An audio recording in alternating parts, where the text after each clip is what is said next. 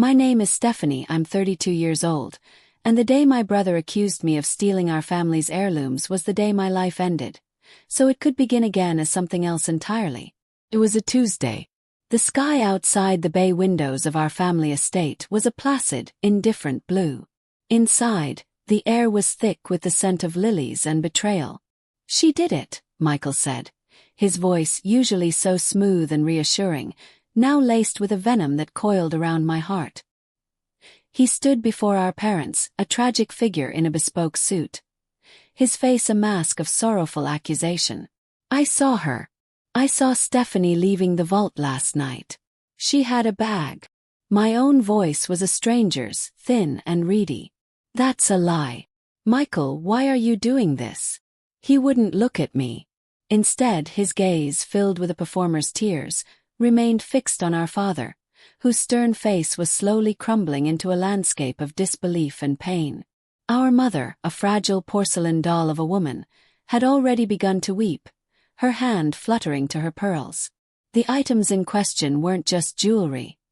They were the heart of our family's history. The Montgomery diamonds, a necklace that had graced the throat of my great-grandmother, a set of emeralds gifted by a European prince, a Patek Philippe watch that had timed 3 generations of business deals. They were worth millions, but their sentimental value was immeasurable. And according to Michael, I had pilfered them like a common thief. He had been so clever. The security footage from the vault's corridor had been mysteriously corrupted for a 10-minute window. My fingerprints, he claimed, would be on the vault's inner door. Of course they would be. I had been in there with our mother only a week prior to admire the very pieces I was now accused of stealing. He had spun a tale of my mounting debts, a fabrication so detailed it included names of fictitious loan sharks and hushed, desperate phone calls he'd supposedly overheard. I was a painter. I lived a quiet life, supported by a modest trust fund that I supplemented with commissioned work. Had no debts. I had no need for that kind of money.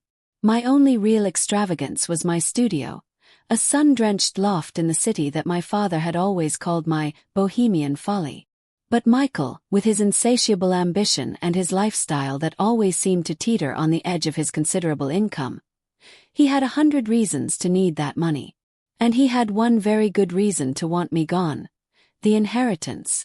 Our grandfathers will stipulated that the bulk of the Montgomery fortune, including control of the family's lucrative investment firm, would be split equally between us upon our father's retirement. But there was a morality clause. Any heir who brought disgrace upon the family name would be disinherited completely. And so, with a few well-rehearsed lies, my brother painted me as a disgrace. The trial was a quiet, internal one. There were no police, no lawyers that would risk public scandal. It was a family court, and I was judged by my own blood. My denials were met with my mother's heartbroken sobs and my father's stony silence.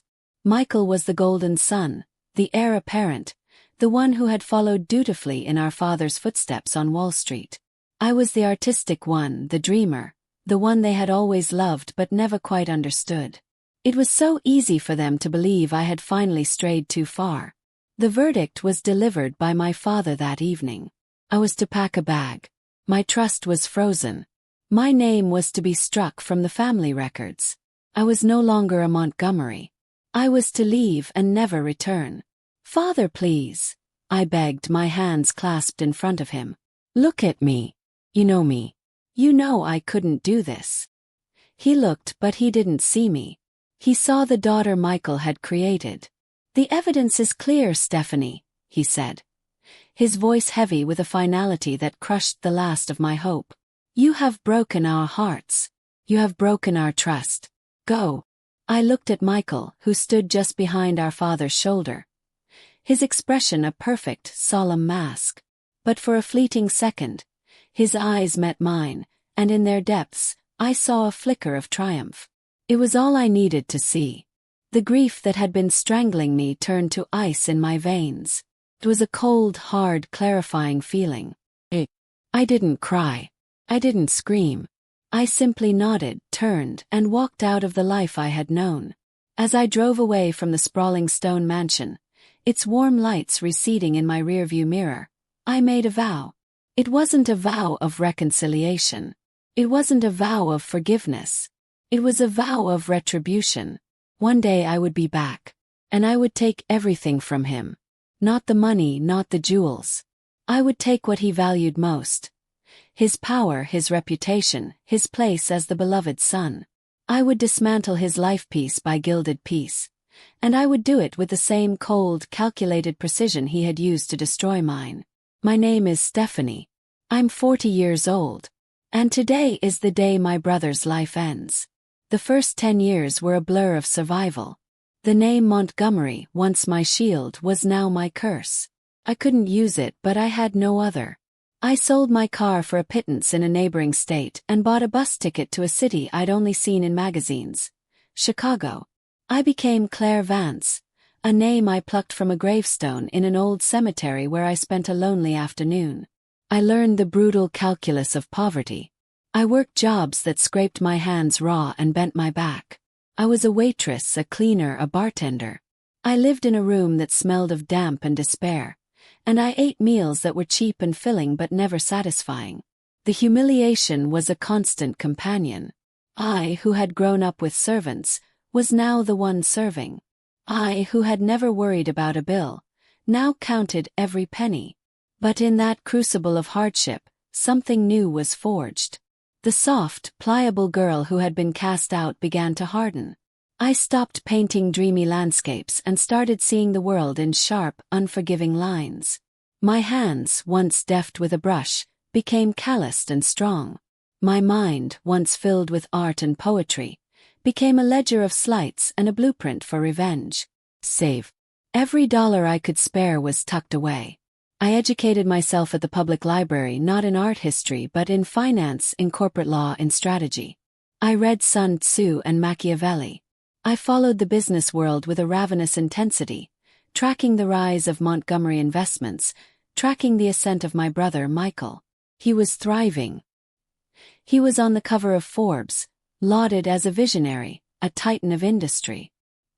He had married a woman from a similarly prestigious family, and they had 2 perfect children who were paraded in society magazines. He had everything.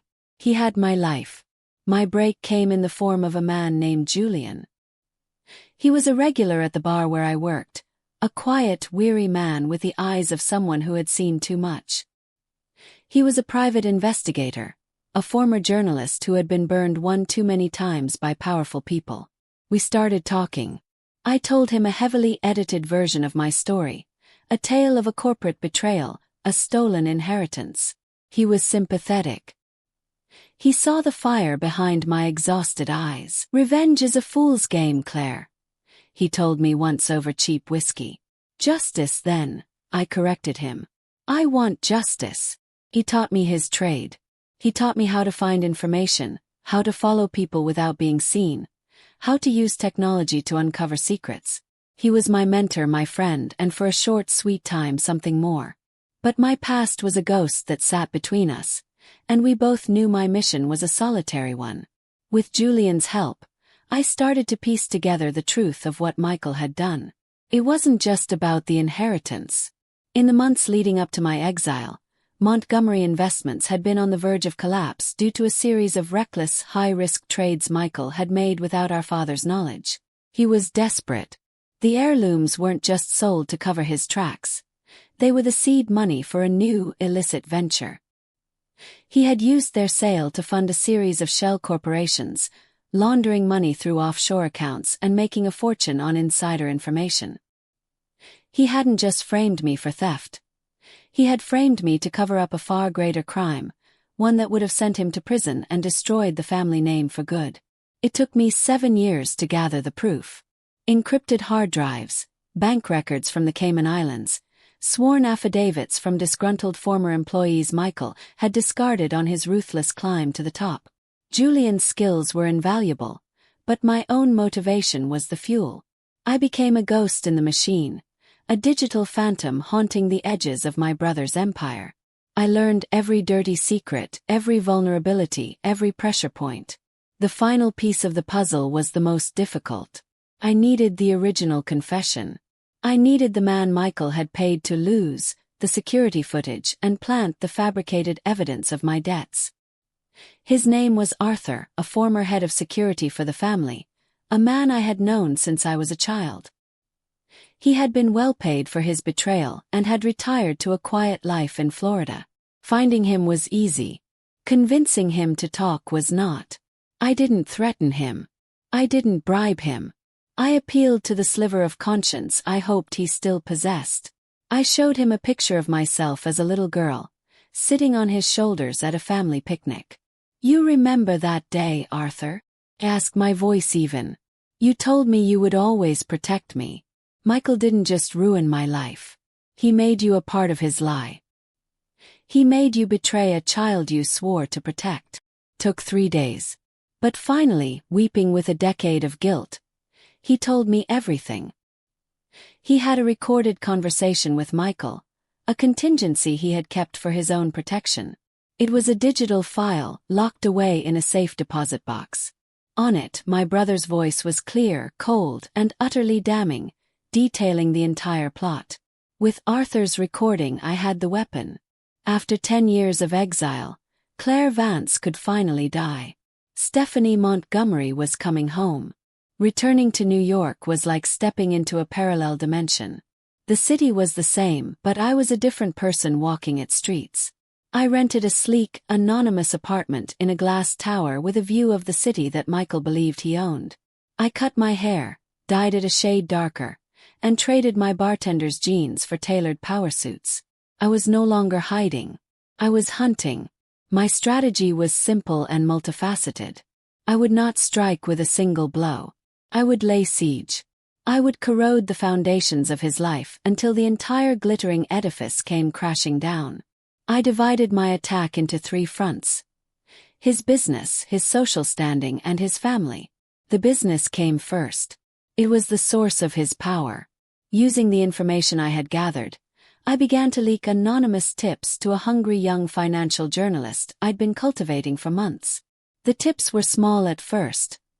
Hints of irregularities in Montgomery Investments' quarterly reports. They were just enough to start the whispers, to make the market nervous. Then I targeted his biggest deal of the year, a planned merger with a German tech conglomerate. It was his masterpiece, the deal that would cement his legacy. I knew from my research that the German CEO was a notorious stickler for ethics. 2 weeks before the deal was set to close, an encrypted file landed on his desk in Berlin. It contained irrefutable proof that Michael had engaged in corporate espionage to gain an advantage in the negotiations, including recordings of him boasting about it. The deal collapsed overnight. The public reason given was unforeseen regulatory hurdles, but the real reason spread like wildfire through the back channels of the financial world. Michael's reputation as an untouchable genius took its first major hit. The company's stock dipped. Our father, now in fragile health and semi-retired, was reportedly furious. Next, I turned to his social life. Michael and his wife, a vapid but socially ambitious woman named Catherine, were the darlings of the Manhattan charity circuit. Their annual gala for the Children's Foundation was the highlight of the season. I made a substantial and anonymous donation, enough to get me a seat at a prominent table. I watched him from across the ballroom. He was holding court, laughing, his arm around his wife, the picture of success and happiness. He didn't recognize me. Why would he? In his mind, his sister was a pathetic, disgraced creature, probably dead in a ditch somewhere. She wasn't this poised woman in a silk gown, with eyes that held the cold glint of polished steel. My attack that night was subtle. I engaged in conversation with one of his closest friends, a man named David, who was also a major investor in Michael's firm. I didn't speak of Michael directly. I spoke of risk, of the volatility of the market, of the dangers of placing too much faith in one man's vision. I dropped a few carefully chosen technical details about the failed German merger that weren't public knowledge. I planted a seed of doubt. I watched as David's eyes narrowed, his gaze drifting thoughtfully towards a preening Michael. The first crack in the facade of his friendships had appeared. The final front was the most painful, and the most necessary: the family. I hadn't seen my parents in 10 years. The thought of it filled me with a toxic cocktail of rage and longing. I had to sever Michael from them, not just as a son, but as a savior. They had to see him for what he was. I started with my mother. I knew she volunteered at the botanical gardens every Thursday. I arranged to be there, coincidentally admiring the orchids. She looked older, more fragile than I remembered. Her face a roadmap of quiet sorrows. "They're beautiful, aren't they?" said my voice soft. She turned, and for a moment, her eyes widened in confusion. "Do I know you?" "It's been a long time," I said. "Stephanie." The name hit her like a physical blow. She staggered back, her hand flying to her heart. "No, it can't be." "I'm not here to scare you, Mother," I said, keeping my voice calm and steady, a stark contrast to the tempest inside me. "I'm here to tell you the truth." We sat on a bench, surrounded by the cloying sweetness of the blossoms. I didn't show her my proof. Not yet. I just told her my story. I told her about the years of hardship, about the pain of being abandoned by my own family. I saw the conflict in her eyes. A decade of believing one thing, now confronted with the ghost of her daughter pleading another. I left her with a single photograph, one of Arthur, our old head of security. "Ask Michael what happened to Arthur," I said. "Watch his face when you say the name." I walked away, leaving her trembling on the bench. I knew the poison was now in the water supply. The carefully constructed peace of the Montgomery family was about to be shattered. The phone call from my father came 2 days later. His voice was a rasp, a shadow of the booming baritone I remembered. "Your mother is distraught. What is the meaning of this, Stephanie? What game are you playing?" "No game, Father," I replied, my own voice devoid of the warmth it once held for him. "It's called a reckoning. And it's coming for your son." The stage was set. The players were in position. All that remained was the final act. The climax was to take place on my father's 70th birthday. It was a grand affair, held at the family estate, the very house from which I had been cast out a decade ago. It was to be a celebration of his life, his legacy, and by extension, the triumphant success of his chosen heir, Michael. I knew it would be the perfect theater for my revelation. The entire family, their oldest friends, Michael's business partners, the cream of New York society, they would all be there. An audience for the downfall. Getting an invitation was a simple matter of a forged card from a society stationer and a confident stride past the hired security. I arrived fashionably late, slipping into the throng of guests in the grand ballroom. The air hummed with polite conversation and the clinking of champagne glasses. A string quartet played softly in the corner. It was a scene of perfect, civilized elegance, a gilded cage I was about to rattle until its bars broke. I saw them holding court near the fireplace. My father, looking frail in his tuxedo, leaning on a cane. My mother, a spectre in pale lilac, her smile brittle. And Michael, the conquering hero, his arm protectively around our father, accepting congratulations and laughing with the easy confidence of a man who believes he is invincible. I let them see me. I moved through the crowd until I was standing directly in his line of sight. He was in the middle of a story, his face animated. His eyes met mine. The smile froze on his lips. The color drained from his face. For a moment, the entire world seemed to shrink to the space between us.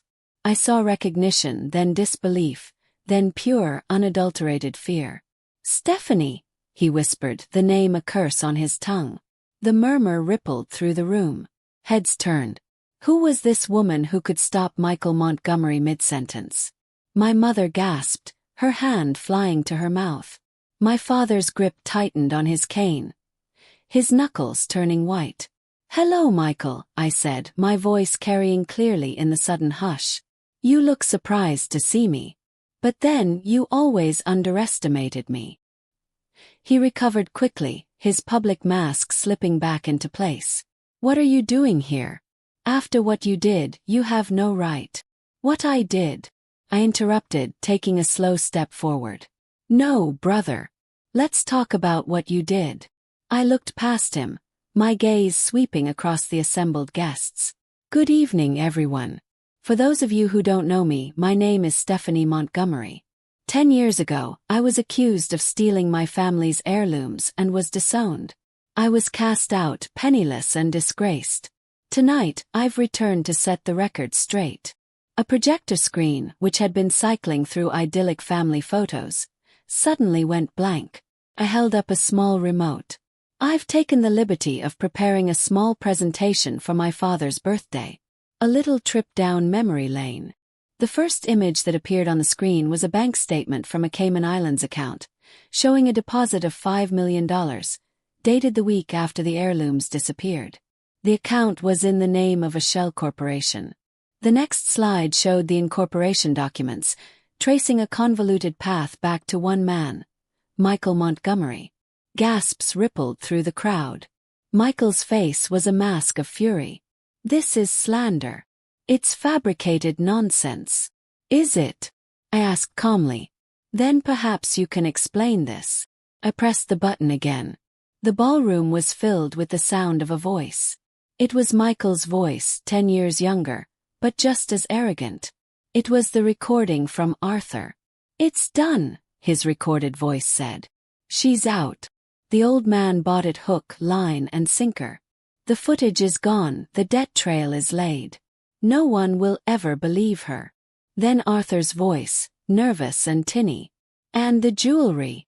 Being sold off in Antwerp as we speak. Consider it a severance package for our dear sister. And the seed money for our real future.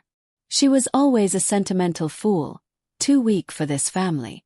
This is for the best. It cleans the line of succession. Silence. A thick, suffocating silence filled the room. No one moved. No one breathed. The only sound was the recording, playing on a loop in the stunned quiet. Michael stood as if turned to stone, his face ashen. Catherine, his wife, stared at him with horror, taking a reflexive step away from him. I looked at my father. Tears were streaming down his face, silent and devastating. He was looking at his son, truly seeing him for the first time. The golden boy, the beloved heir, was a monster of his own making. My mother had collapsed into a chair, her sobs finally breaking the silence. It wasn't just about the inheritance, I said, my voice ringing with the authority of truth. He nearly bankrupted the company with his gambling. He framed me to cover his crimes, and then used the money from our family's history to build an empire on a foundation of lies. I walked towards him, stopping just before him. The fear in his eyes had been replaced by a cornered animal's hatred. You didn't just steal from our family, Michael, I said, my voice dropping to a low, intense whisper for him alone. You stole my life. 10 years of my life. And for that, there is no forgiveness. I turned my back on him and faced my father. I could see the apology in his shattered gaze, the regret that would haunt him for the rest of his days. I gave a slight, almost imperceptible nod. It wasn't forgiveness. It was an acknowledgement. An ending. I didn't need to stay for the aftermath. My work was done. I walked out of the ballroom, leaving the ruins of my brother's life behind me. I could hear the shouting start as I reached the door, the accusations, the unraveling of a dynasty. I didn't look back. The weeks that followed were a media firestorm. The scandal was on every news channel, every financial blog. Michael was ruined. He was forced to resign as CEO. His business partners deserted him, and he was facing a mountain of federal investigations. His wife filed for divorce, taking the children with her. He was as much of an outcast as I had once been. My father tried to reach out. He offered me my inheritance, my place in the family, my old room at the estate. He offered me everything I had once lost. I refused it all. I don't want your money, father, I told him on the phone. I never did. I just wanted the truth. I wanted you to know. I didn't do it for them. I didn't do it to be welcomed back into the fold. I did it for the girl who was thrown out into the cold, for the woman who scrubbed floors and counted pennies, for the ghost named Claire Vance who had clawed her way back from nothing. I did it for me. Justice was served. My name was cleared. But the victory was hollow, the taste of it like ash in my mouth. A shattered vase, glued back together, is still a shattered vase. The cracks will always be there. My family was broken beyond repair. The love I once had for them had been burned away, replaced by the cold, hard reality of their betrayal. They had chosen to believe the lie because it was easier. They had failed me. I went back to my studio, the one I had bought with the money I had earned, not inherited. The sun streamed through the large windows, illuminating the dust motes dancing in the air. I uncovered a canvas, one I hadn't touched in a decade. I picked up a brush, the familiar weight of it a comfort in my hand. My name is Stephanie. I'm a painter. I am a survivor. I have my name back and I have my truth. It is a lonely, desolate kingdom, but it is mine. And in the quiet of my studio, surrounded by blank canvases filled with possibility, I finally began to paint again. Not the dreamy landscapes of my youth, but something new, something stronger, something forged in fire and shadow, something that was, at long last, entirely my own.